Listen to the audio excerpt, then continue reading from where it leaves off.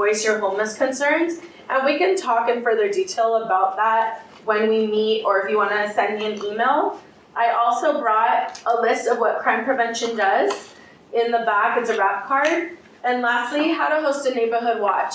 I've driven around your area. I'm very familiar with it. I am assigned to it, all of the South Side San Jose area. And I know the issues and the climate and the stats, and I know how great it is as well. So I want to continue to revamp all of the information given to you from the police department. I will leave my business card in the back as well for you all to contact me. No question is too small or too big. And if I don't know it, I will refer you out to the right location in the city to answer that question. But every single one of these documents has my direct office number where you get a live person. You will not get a recording. We answer the phone and you just ask for Marina or tell them your address and they'll send you over to me and I'm able to assist you with that. And lastly, you guys mentioned a question to CHP about descriptions of a vehicle if something is happening. We do touch on that in regards to neighborhood watch, personal safety, things along those lines, but on the back of your important phone numbers list, and if you don't have any, they are in the back, there's a suspect description and a vehicle description. So this can assist you in knowing what all officers are looking for, whether it's CHP or San Jose PD or the Sheriff's Office. So if you have any questions, I'll be here for a few more moments, but I will leave my card in the back. Please don't hesitate to contact me. I am your person and I want to build the relationships with you all and make sure you're safe. You feel safer in your community. Thank you. You're doing a great job filling their shoes. Yeah, thank you. Neighborhood Association meeting, neighborhood watch meeting held the other day. This is Aaron. Hi everyone, I'm Aaron Kinney. I'm with the Environmental Services Department for the City of San Jose. I'm here to talk to you today about Climate Smart San Jose, which is the city's sustainability or climate action plan. It was passed unanimously by the City Council almost exactly a year ago, February 27th, 2018. And a lot has happened since then, and I'll catch you up on some of that during the presentation. So Climate Smart San Jose is a plan to reduce greenhouse gas emissions or air pollution, save water, and improve quality of life. And it makes San Jose one of the first major cities in the United States to have a plan to hit the greenhouse gas emissions targets of the Paris Agreement, which, as you may know, the Trump administration pulled us out of. So we're one of more than 300 cities that have a climate action plan, and with the federal government kind of abdicating responsibility, more of the climate response in this country is falling to cities, regional government, state government. So we have a really important leadership position. The plan focuses on energy, mobility, and water. So energy, there's a big, when we talk about energy, that's reducing fossil fuel consumption in buildings, both new and existing. Mobility, providing better public transportation options, reducing emissions from transportation, and then water, pursuing water efficiency and reducing overall water consumption. So Climate Smart is the result of a lot of public input. We held dozens of public meetings in the development of Climate Smart, including a public survey in 2017 with more than 2,000 responses. And we continue to get out into the community now that the plan's been implemented to talk to folks about what they can do. And basically the plan contains specific actions that residents and businesses can take to be climate smart, regardless of your socioeconomic status or what have you. These can be big steps, they can be small steps. The idea is that everything that folks do makes a difference. And Climate Smart is built upon the idea that this new notion of good life. For a long time, I think climate or sustainability has been thought of as kind of a sacrifice. You know, you have to have less, but really, increasingly, the thinking is that that living sustainably is actually a better life. You're spending less time in traffic. We're building communities where you can walk to the places that you need to get, and so your quality of life is increasing. It used to be that it was hard to get folks to, one of the challenges about climate change was that it was very hard to get people to kind of see its effects, you know. But now in California, we're really seeing it in dramatic fashion. I think, you know, the fires that we're seeing are probably the most obvious example. Last year we had the deadliest wildfire in California history. The majority of the deadliest and most damaging wildfires in the state's history have happened in the last 10 years. And so that's not only taking lives, taking property, but affecting public health tens, hundreds of miles away from where the fires are occurring. You remember last summer, soccer practices were canceled, people with asthma were having problems. So there are far-reaching impacts from what we're seeing. So the good news is that the city of San Jose is already a sustainability leader in a lot of ways. We're top 10 among U.S. cities in the number of hybrid electric vehicles on the roads and in the number of EV charging stations. Top 10 in the megawatts of solar panels that are installed in LEED certified buildings per capita. This past year, San Jose became one of the first cities in the country to earn the distinction of LEED Platinum for cities. This is a new program from the U.S. Green Building Council, and it's not only a recognition of what we've been doing, but also provides us with some digital tools to track our performance as we implement Climate Smart. And so, some of the next things we're going to do in achieving Climate Smart, you can see some of them here. When it comes to energy, a key part of it is San Jose Clean Energy, and my colleague Kate is going to talk a little bit more about that in a moment. When we talk about land use, the population of San Jose is expected to go from roughly 1 million to roughly 1.4 million by 2050. And so in order to accommodate all those new San Joseans while driving down our emissions, we need to make sure that when they join the city, that when they come to the city, that we're creating transit-oriented, denser neighborhoods where people don't have to rely on their cars.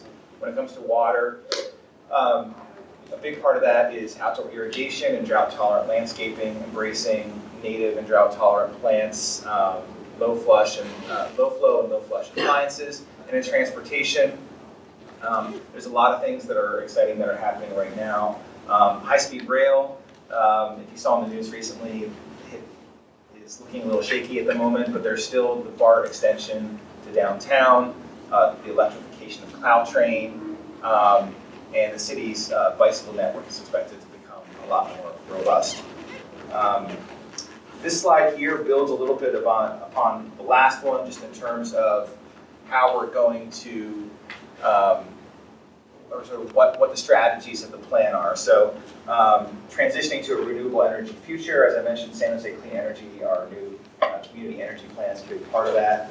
Embracing our California climate, that's all about water. And you know, we live in a I don't know if we actually live in a semi-arid landscape, but we live in a landscape where it's dry most of the year. And so embracing things like drip irrigation, native and drought-tolerant plants is very important.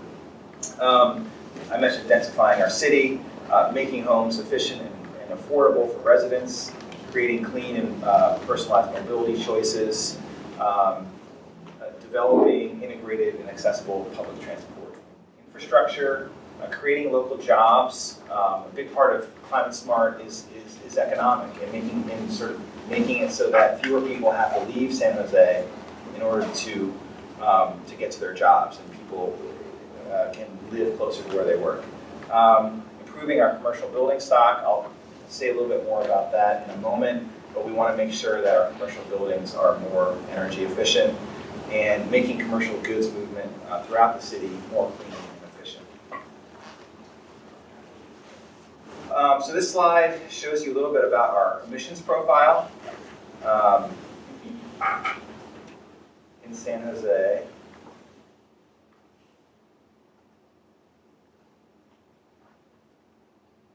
Okay, so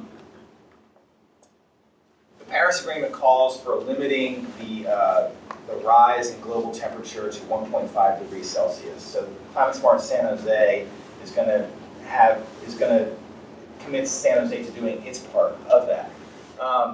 The dotted line at the top is sort of the trend line of if we didn't do anything. The purple one in the middle has to do with the general plan. So the general plan is sort of the blueprint for policy in San Jose, and it includes a lot of stuff, some of which doesn't actually happen. You know, there's higher priority things that happen. Some things get left on the shelf. If we implemented everything in the general plan that has to do with sustainability, we would get to that purple area.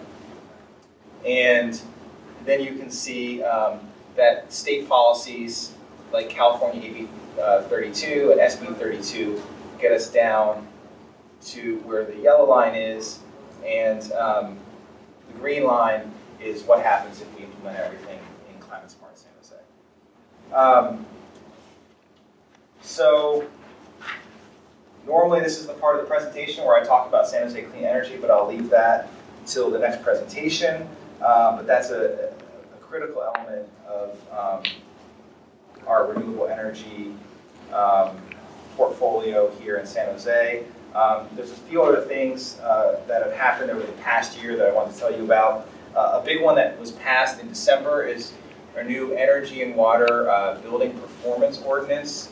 This is a key step for improving energy and water efficiency in large commercial and multi-family buildings in San Jose. It's going to be phased in gradually, and the first step is tracking the energy and water usage of all these buildings. So everyone is going to be enrolled in the program and have to enter in the data for their buildings. All this data is going to be public to ensure transparency and also to get market forces involved, so that when people are buying buildings or making market decisions, they can choose based upon energy efficiency, et cetera, if those are things that they value.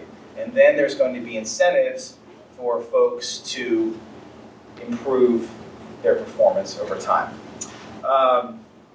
We've also received a $325,000 grant from the Bay Area Air Quality Management District to pursue zero net energy projects, one of which is expected this spring. Is going to be a zero net energy demonstration, kind of small home that's going to be at our Environmental Innovation Center on Las Plumas in San Jose. And then we're participating in something called the American Cities Climate Challenge, one of 20 cities in the United States. We're receiving, and this is through Bloomberg Philanthropies, and we're going to get the equivalent of $2.5 billion in support from Bloomberg to accelerate the implementation of Climate Smart. So those are some of the things that are happening. I'm happy to take any questions that you have. Really, the most important thing is for everyone to do every little thing they can to be a little bit more climate smart, whether that's carpooling 1 day a week, taking public transportation or riding your bicycle, buying low flow, more efficient appliances, adopting native plants or better irrigation practices in your garden. So please go to climatesmartsj.org, tell your friends and neighbors, and as I said, every little bit will help. Yes? Thank you for doing this. It's exciting to have San Jose in the forefront and to be without feeling guilty about the lights we have on. I heard that PG&E's bankruptcy might affect this and make it difficult for cities to implement their clean energy plans. I'm just wondering the deal is with that. So that's more of a question for Kate, actually. Yeah, I can answer that question. So during a bankruptcy, just like the last one PG&E had, the lights will stay on, so you don't have to worry about your power service. Anything can happen in a bankruptcy, but San Jose Clean Energy and the similar community choice energy programs that are in California, we're looking at all the possible options and have an advocacy team there at the table. So San Jose Clean Energy is stable and will continue. We're launching and continuing as well. And in fact, 40% of PG&E's customer base receives their energy from a program like San Jose Clean Energy. So we're a very big force. Any other questions? IRS used to have the tax credits for putting the solar panels on the roofs, but I think they already expired. Will City of San Jose have any incentives for the residents if they put solar panels on the roof? I don't know. I will double check that for you. At this time, my understanding is there are no incentives like that, but it's certainly something that we're considering. We're looking to pursue grant funding at every step of the way to provide incentives for folks to adopt things like solar. So it's quite possible that will happen in the future. But at this step, my understanding is that there's no program like that yet. So Aaron, you'll find out and let us know. Yeah. Would you like me to email you that answer, Greg? Yeah. In addition, just incentive for the solar panel, is there anything on the home front in terms of incentive, like the low irrigation, low water irrigation kind of incentive, or? So there are, I know. Yeah, never mind, I got my answer. so on the water side, there may be in the future, but certainly right now, there are rebate programs available, incentives through the Santa Clara Valley Water District. So I would encourage you to check that out, like the gray water systems and turf conversions. You can check out, you can go to their website and find out if you're eligible for some of the incentives that they have. There are also incentives that are available for home energy upgrades with various regional partners that we have. But as far as the city, not yet, but stay tuned because that's something that we're definitely pursuing. What about any discussion on incentivizing shorter commutes? Is there, do people talk about anything like that? It's definitely something where, shortening commutes is definitely something very much in the spirit of Climate Smart, but I'm not aware of any programs to incentivize that at this time. Could you be a little bit more specific about what you're Here's an example. So I have a friend and they just got a new job and, they took a job. I think they're in Menlo Park or something. Why on earth would you do that? It just to me, it's crazy to even think of taking a job.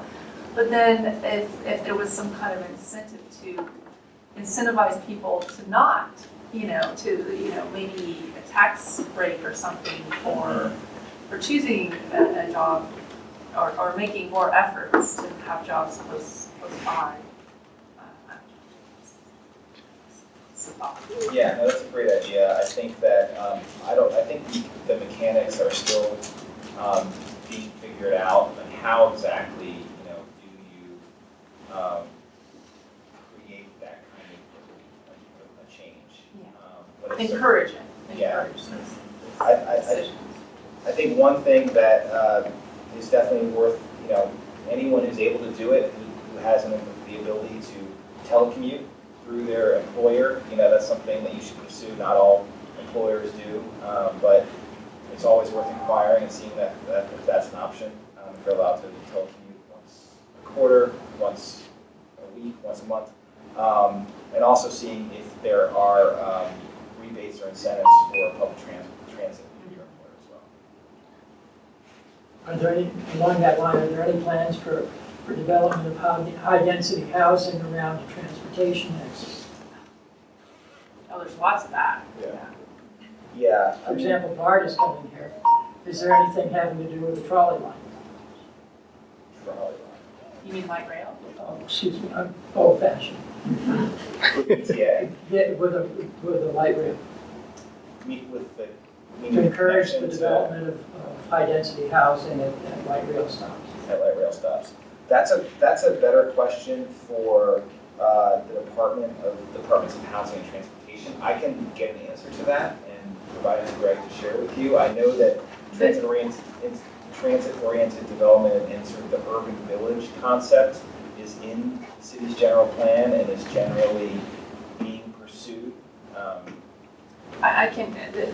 There were several, I can't remember, 2 or 3 BTA lots where they're looking. In fact, one of them was here. It wasn't picked ultimately, but I think there were 2 BTA lots kind of in the Blossom Hill area that they're right now actively looking at providing some kind of small transit village on those. And then every other like development, any kind of redevelopment that's happening is transit village. Are there tax incentives? That's the second part. That's also, let me look into that for you and get an answer. I don't know. Any other questions? Thank you. So, not really a question, but it's kind of a carry-on of what Karen was talking about. So, as an example, back in the late 90s, I was doing a contract for Hitachi Data Systems, and their headquarters is up in Santa Clara, and that was at the height of the .com craze, and traffic was even worse then than it is now.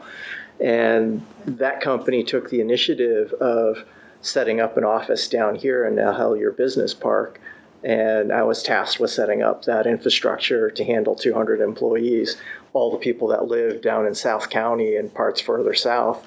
And they said, we'd much rather have you go to that office than drive, an additional, hour in traffic just to get up to Santa Clara. And so what can the city do in terms of incentivizing companies to build satellite offices in areas so that we can just commute across town or walk or bike across town to a business park and still get to work rather than even telecommuting? Yeah. Exactly how those incentives would play out, I'm not sure. I can look into that as well and reply in an email to Greg. But the city definitely is going to be looking to have partnerships with a lot of the private sector and big businesses to figure that kind of thing out. And we're lucky enough to have companies like Adobe that are very sustainability minded. Yep. So we'll be working with them to figure that kind of thing out. Kate, are you ready? I'm ready. Okay. Thank you. Aaron. Thank you.